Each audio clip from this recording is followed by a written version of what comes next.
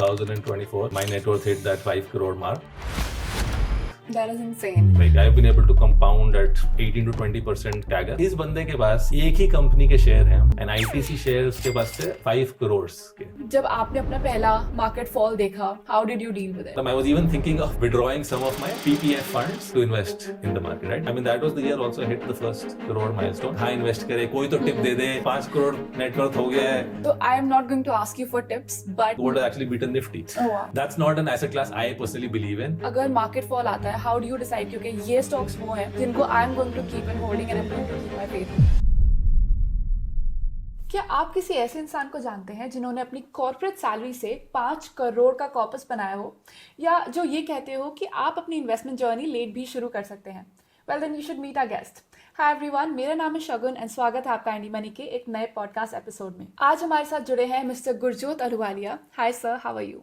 I'm doing great, Shagun. Thank you so much for having me on this podcast. So can you talk to us कि आपकी अभी net worth कितनी है and how was the journey of building it? So in 2024, like my net worth hit that 5 crore mark. Coincidentally, I was using the INDmoney app that time to track it. And it's kind of, I could say that when I switched jobs, I was just working in Kolkata for 1 year. And uske baad I switched industries and came back home to Delhi. So then my savings rate shot up significantly, right? So from 25%, I went to like a 75% kind of savings rate because I was no longer paying rent, right? That is a huge part of your expenses. And then in my first job, I got introduced to investing, equities, mutual funds, and all of those financial vehicles. I was extremely passionate about the stock market, still am, right? And I started investing aggressively right from my like first year, second year onwards. Coincidentally, a huge bull run also started in India, 2013-14 onwards. You can say consistently लोग SIP करते हैं. मैं consistently market में खुद से पैसा लगाता हूँ हर महीने whenever I get an opportunity. Like I've been able to compound at 18 to 20% CAGR over the past 11-12 years. Yeah. And that has helped to grow that net worth. That is insane. So you already, I mean, like you mentioned कि आपने थोड़ा सा time you spent in the wealth management industry, right? Correct. So उस experience ने आपके mindset को shape किया about money, about investments, about stock market? What was that like? Oh yeah, absolutely. So when I was working with ICICI Bank as a wealth manager, I had the opportunity to sell all kinds of products to the customers, right? Having 200 odd HNI clients, and I could sell mutual funds, insurance, structured PMS products, any kind of products, asset liability products for the bank, credit cards, loans, car loan, home loan, everything, right? So that kind of got me introduced to all of the different kinds of products which are there, which you can also invest in, or you should stay away from as an investor, right?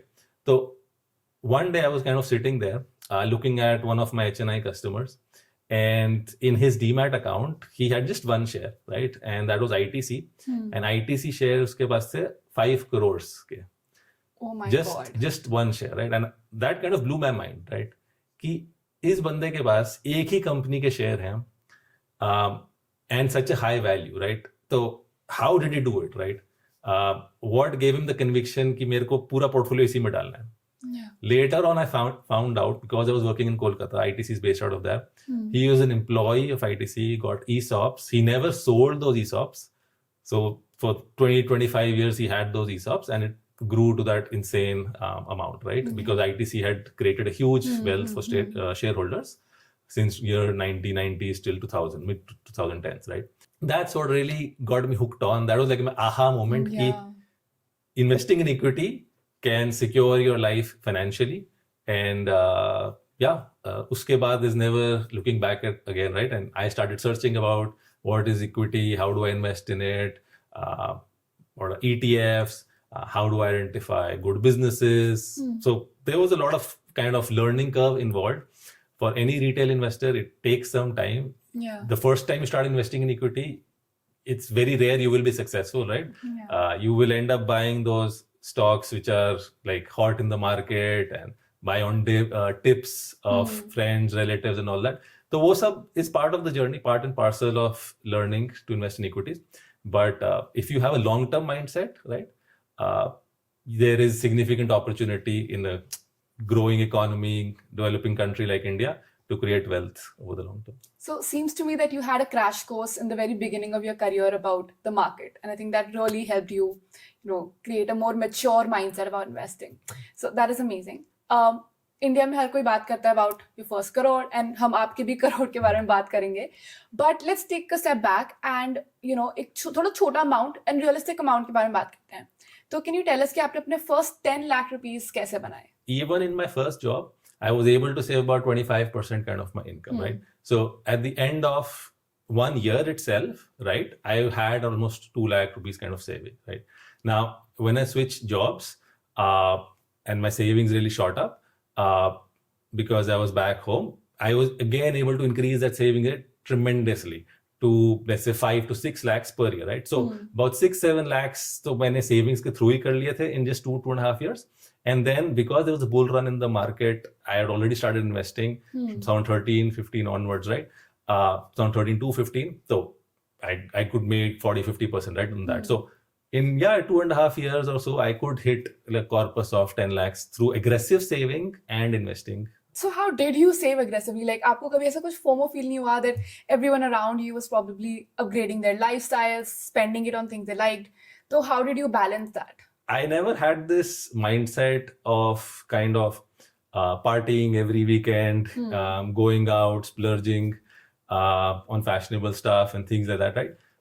I do have some of those aspirations as well, right?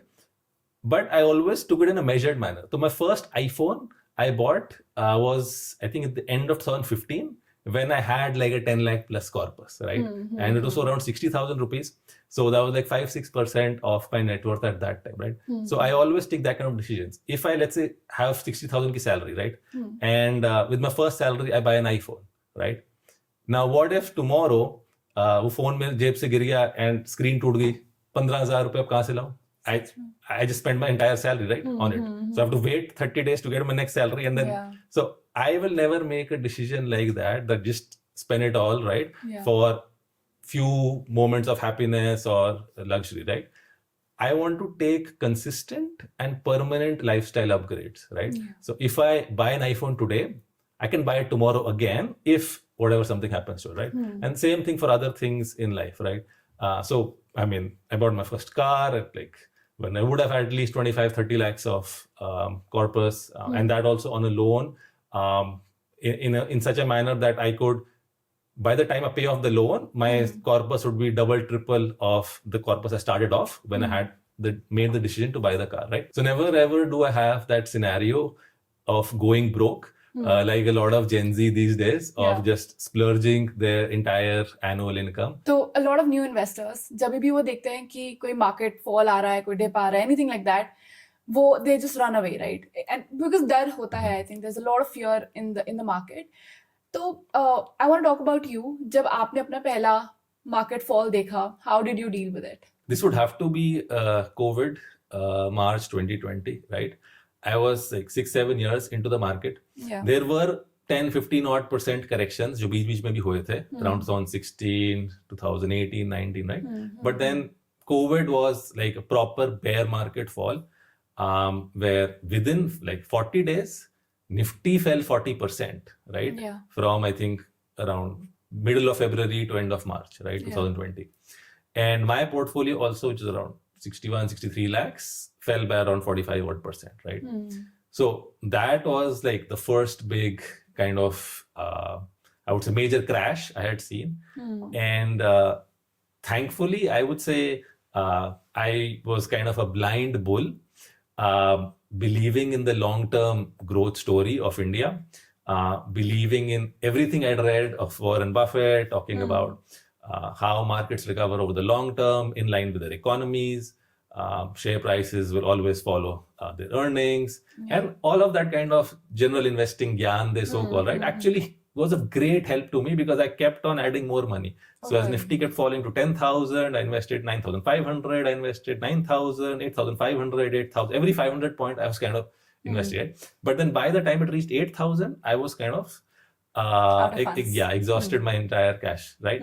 And when it hit 7600, it kind of was the bottom. I was even thinking of withdrawing some of my PPF funds to EPF funds, to invest in the market, right?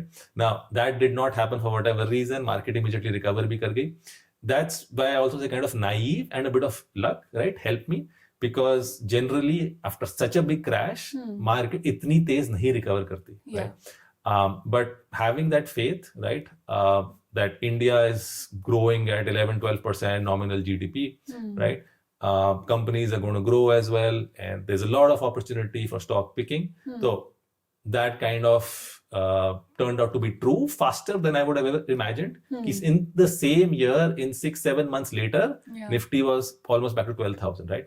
And because I had invested already from 10,000 to 8,000, so the moment Nifty even recovered 25-30%, around 10,000 bhi wapas aa gayi, I was already making profits, right? I mean, that was the year also I hit the first crore milestone. Wow. And I mean, I would say, right, a bit of naivety and a bit of luck kind of helped. Right? If the same scenario were to happen again, I would again invest, but probably not at the same rate that I was that time. So, right.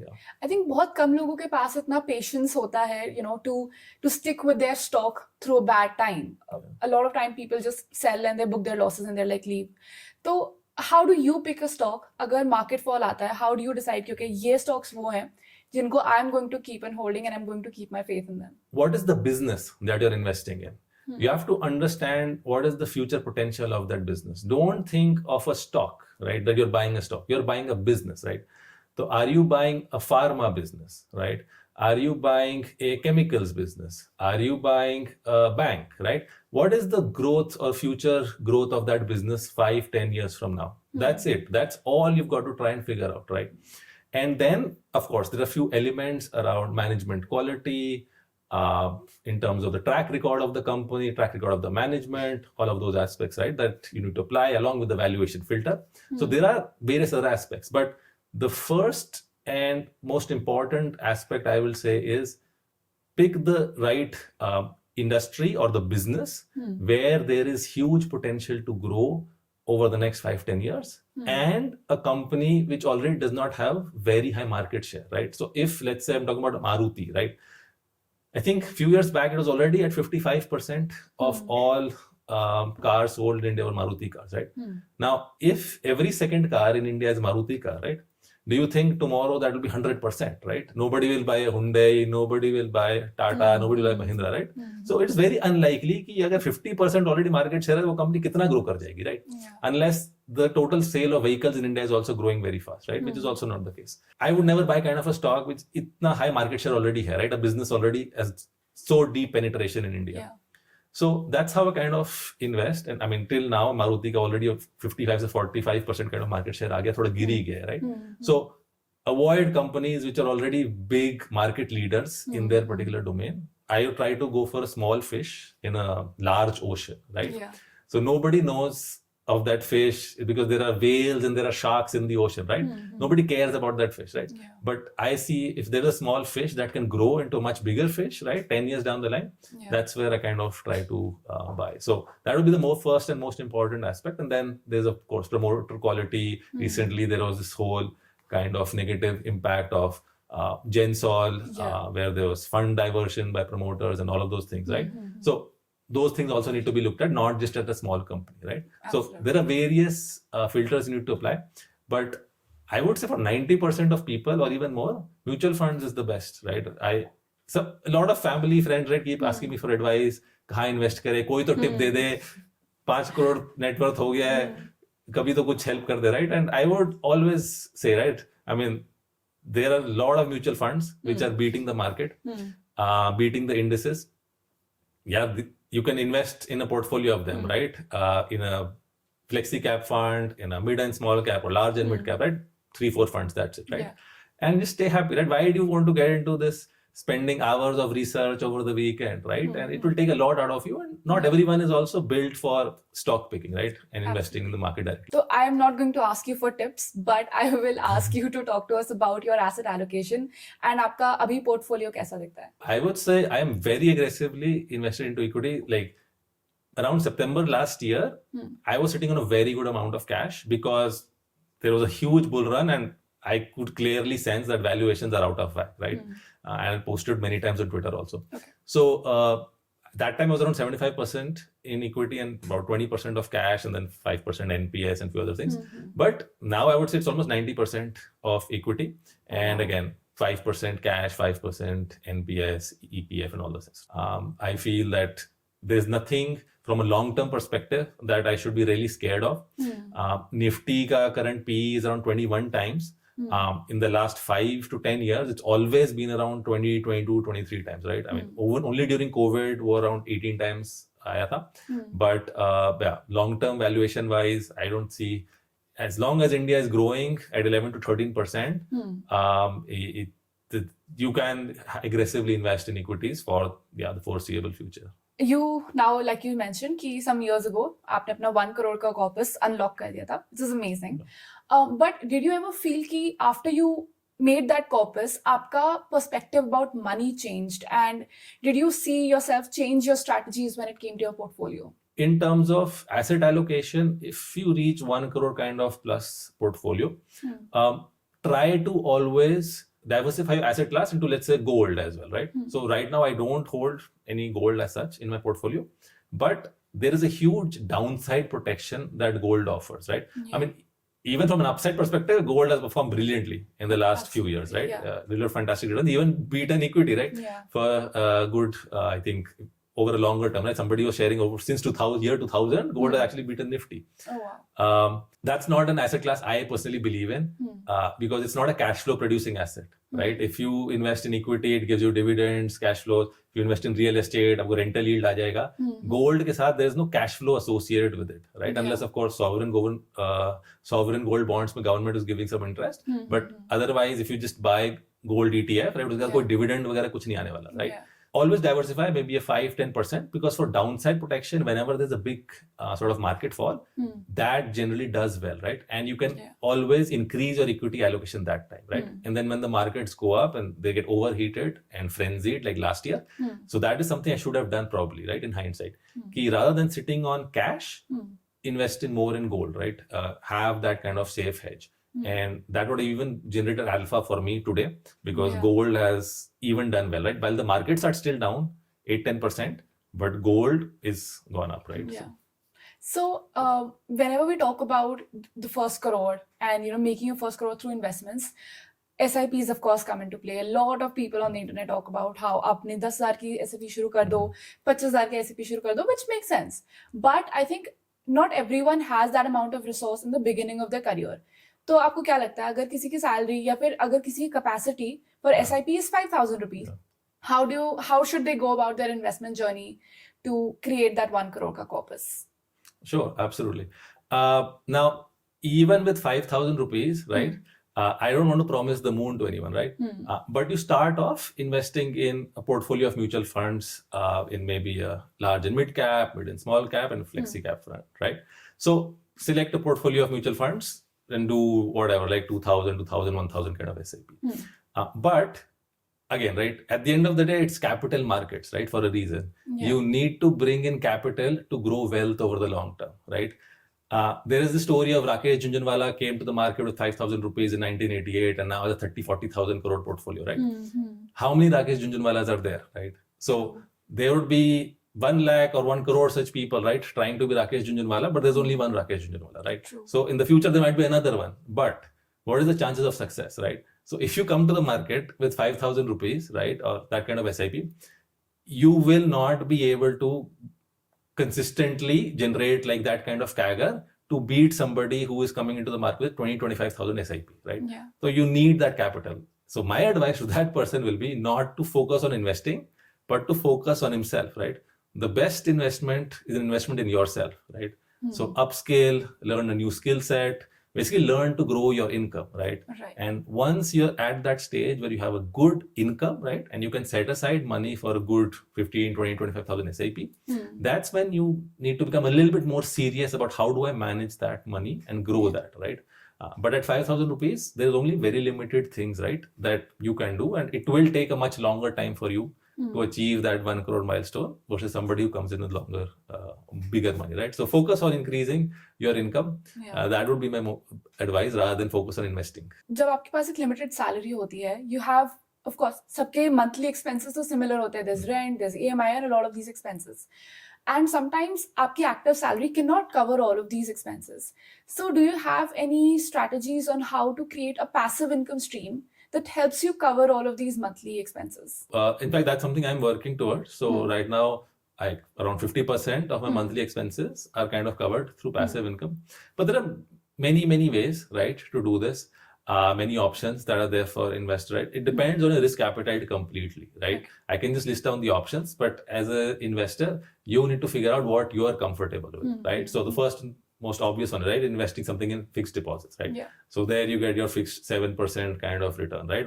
Tax lagi jayega. Another option is through bonds, right? So there are different kinds of platforms which are offering different kinds of bonds across the market, and there are A-rated bonds, B-rated bonds, BBB rated, and all that stuff, right? So as you go down the rating, the yields keep going up. There's also something called quasi-equity like REITs and infrastructure trusts, which are listed on the stock market, that they give a distribution. So depending on what kind of structure it is, their yields are from 7 to 9, 10% also. So there are multiple options to create that passive income. I personally have invested in an infrastructure trust, IndiGrid. Okay. And even as of date, it is offering around a 10% distribution yield. And the last couple of years, it has done quite well. It owns various transmission assets in India related to the power sector. अगर आपकी net worth is 5 crore rupees, then why do you have a full-time job? And for you, I mean, are you still chasing a number for your financial independence, or is it just because you enjoy your job? I would say a mix of both, but also chasing a number for financial independence, because for each person, right, their aspirations and the lifestyle that they want to live, right, can be quite different. So I can even kind of show you why even 5 crore is probably not enough to achieve financial independence right now, right? So for me, my monthly expenses are around 1 to 1.2 lakhs, right? So that works around 12 to 14 lakhs kind of expense, right? Now, if let's say I put 5 crores in a government security, right? So I want to take no risk, right? I want guaranteed income, passive income for the rest of my life, right? So next 40, 50 years, there are many GSECs which are offering, let's say 7%, right? Okay. So 5 crore invested into GSEC at 7% offers 35 lakhs a year, right? Now, one thing I have not factored in my monthly expenses is school fees, right? For my child who's very small still. Now, I've heard a lot about inflation in school fees, which is tremendous these days, right? Yeah. Now, if tomorrow that goes to 4 to 5 lakhs, right? Suddenly, my monthly expenses goes to about 18, 19 lakhs, right? And this does not include going like on a foreign vacation a year, right? Yeah. And other kinds of discretionary expenses. So my monthly expenses can easily go up to 23, 25 lakhs a year in the next few years, right? Yeah. And that income that I was getting from a GSEC was 35 lakhs. And post-tax, it may be only 30 lakhs. Now, with inflation of 5-7 years, I would no longer have that amount of corpus, right? My expenses will exceed my passive income. 5 crore as a number probably is not enough to retire even today, right? As of today. Or to achieve that financial independence number. Again, for other people who might have different aspirations or they're happy with a very middle class life, right? They might want to, they might have this number of even 3 crores, right? They can live in a tier 2 city, have much lower expenses, don't have aspirations of like going on vacations every year and things like that, right? So it depends individual to individual. And like I showed, right, just mathematically that even 5 crore may not be enough, right, to achieve financial independence. Can you talk to us कि आपकी पहली salary कितनी थी and when did you start working? So my first job was in 2013 and my income that time was around 9 lakhs. So post-tax, it would work around like 55-60,000 per month. So can you talk to us a little bit about your education also? Yeah, so I am a computer science engineer. And post doing my engineering, I had an option, right, whether to start working as a software developer or go for the MBA route, right? As a software developer, I got an offer in Mumbai for around 3 lakhs per annum. And in Mumbai, I felt, right, kind of surviving in that income is kind of impossible. So luckily, I managed to like crack CAT or get into a tier 2 B school, Fore School of Management in Delhi. And so I did my MBA. And yeah, from there, my income or my first package, I mean, rapidly increased from 3 lakhs to just 9 lakhs, right? And that's kind of something ये मैंने देखा है कि India में for any youngsters passing out of school, if you want to take or you don't want to get a head start financially in your life, I would hugely recommend that you do a 3-year graduation and then a 2-year MBA, right? Because India mein, if you work for a couple of years, I've generally observed that the initial package that you get offered after graduation is not that high. True. But if you really work hard and prepare for MBA and crack CAT in terms of tier 1B schools I'm talking about, like IIM Ahmedabad, Bangalore, Calcutta, and so on, your starting salary will immediately go up to 20-25 lakhs, right? Right. At the age of 22-23, I'm talking about. Right. And working for 2 years at a 5-7 lakh package after graduation versus straight away going at 20-25 makes a huge difference financially. Right. So at the age of 23-24, you will already have a good corpus of savings versus somebody who just does graduation, then goes for a job for 2-3 years and then does an MBA. There'll be a huge difference in the financial savings of those two people, right? But don't you think कि इसका थोड़ा सा impact आपके finances पे पड़ता है? Because if you start working early, then कहीं ना कहीं आप अपना investment journey, saving journey थोड़ा पहले शुरू कर सकते हो, as compared to delaying it maybe 2 or 3 years later. If you start working straight away after graduation, right? Companies that will offer you the compensation will not be that great unless you're passing out of an IIT, right? So unless you're passing out of like a top tier college from Delhi University or from IITs, right? Yeah. You're going to get a very low starting package. And usme, if you are living outside your home, right, in another city, there'll be huge expenses of rent, transportation, etc., etc. You'll hardly save anything. True. And so personally, I have observed this, that if you work hard for 2 more years or आप MBA कर लो from a really good B school, that's what matters. If you do it from a tier 3 school, तो कोई फर्क नहीं पड़ेगा then. Right. But then you have to do it from a good B school, and your life is set, because that kind of tag, it really matters. I've seen, right? If you have that IIM tag on your resume, straight away, right, you're just in a different pedigree and different league. So let's go back to your first salary. उस time पे with that 9 LPA का package, आपका पैसे के around क्या mindset था? Did you prioritize spending, saving, or investing? Right from my childhood, my parents had always kind of ingrained the concept in me, like save for a rainy day, always save for a rainy day, right? So I always had that mindset that, okay, whatever income I have, I want to at least save 10-20% of it, right? Now, because I had like a reasonably good income, 55 to 60,000, I was living in Kolkata that time. So after all of my expenses, I would still save 20-25% of it. And in the second month of my career itself, right, when I started working, I opened a PPF account. So usme like there was I don't remember the exact interest rate now, but 8.5% or something tha fixed. And I started basically putting money into that, right, from my second month onwards. So I had that concept that I want to always save for the future, plan for the future, while enjoying obviously your life to a reasonable extent, but trying to find strike a good balance between enjoying your life and investing and saving for the future. आपने कोई ऐसी young investors को कोई गलती करते हुए देखी है that you're like, यार, don't do this, I've been here, done that, this is not a good thing to do? When you talk about investing, yes, people invest in fads of cryptocurrency, buying like bankrupt businesses, stocks, right? And yeah, I mean, there are a lot of other specifically investing related. I can talk about a few examples if you want to ask me about stocks.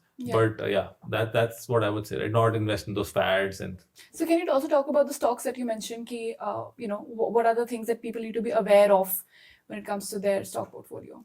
There are a few common mistakes which people make when investing in stocks, right? And those are mistakes which can be avoided relatively easily, right? If you do some kind of basic research, right? So there's this fantastic platform, screener.in, right? Where you can just look through the balance sheet, cash flows, profit and loss statement, right? For any stock, right? So the first thing is, right? First big red flag is negative operating cash flows, right? So a company which is a good business, right? Into a good business will always produce good cash flows, right? Okay. And if a company is not generating any cash, right? It is actually using up cash. in their business and not throwing out money at the end of each year for investors, that's not a good business that I would generally invest in, right? So there's a clear red flag. Even if they're showing profit but no cash flow, that's a big red flag, right? Another big red flag is equity dilution, right? Every 2-3 years, if company comes to a market and they want more and more capital, right, to fund their business. So let's say I dilute my equity by 10% a year and I grow my earnings at 20% a year, right, prime profit. Net, you're only growing at 10% because 20% profit minus 10% equity dilution, your EPS, which is the most important metric for a shareholder. Earnings per share. Yeah, earnings per share is only growing at 10%, right, kind of stuff. So equity dilution, I hate companies which do that, right? And then there are a few other kind of softer flags, pledged promoter shareholding beyond certain amount. Like if promoter holds, let's say 75% in a company, which looks great, right?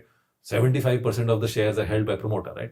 But what if like out of 75%, 65 to 70%, right, is pledged, right? Which means that the promoter does not actually own that shares in case there's a huge market downturn, right? And this can be sold off, right, suddenly.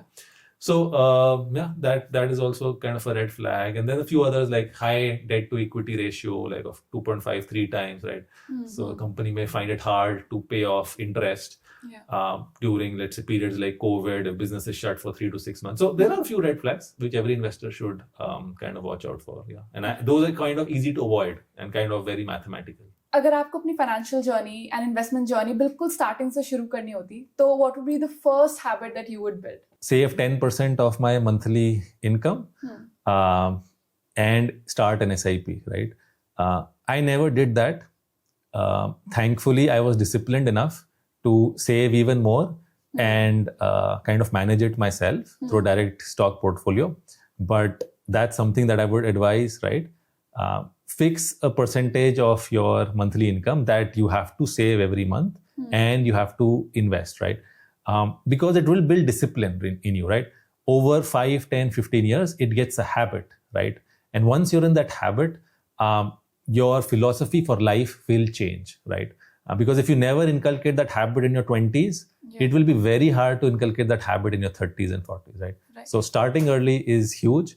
And save 10% minimum of your income every month. So thank you so much, Gurjot. That was a brilliant session. And I really hope that our audience gets inspired by your story and they start thinking about their investments early on, like you said, and they start investing early on, like you said.